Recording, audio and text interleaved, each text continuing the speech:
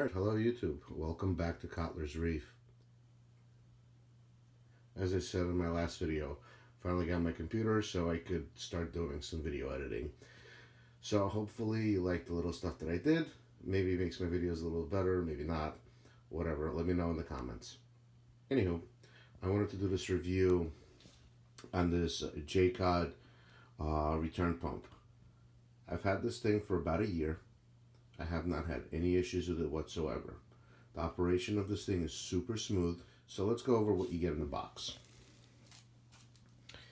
You get a bunch of different fittings for whatever it is, the connection type you have.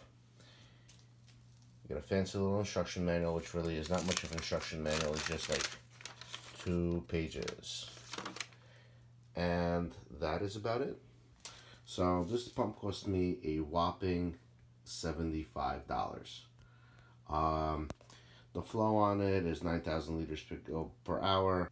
I don't know what it actually puts out, but it is what it says it is.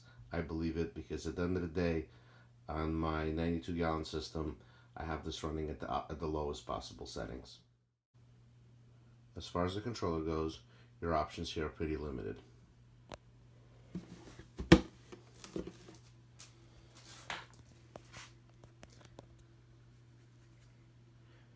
You have the button to reduce flow, increase flow, and then most importantly, you have a feed mode. When you put this thing in feed mode, you have 10 minutes before it kicks back on, which for me is more than enough.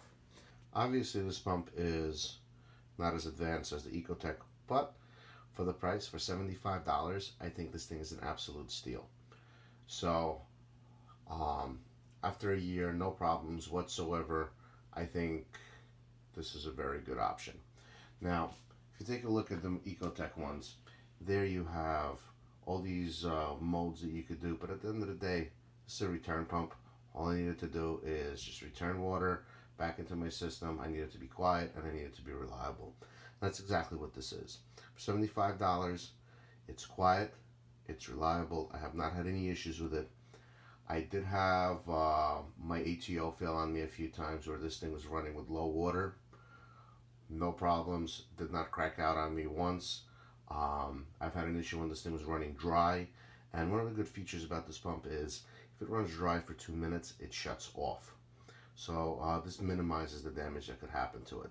But literally, I've had so much different things get thrown at this pump, and it's been working like a champ.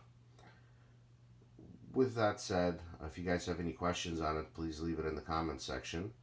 If you like the content that I provide, please don't forget to give it a thumbs up and leave some comments. Of course, don't forget to subscribe.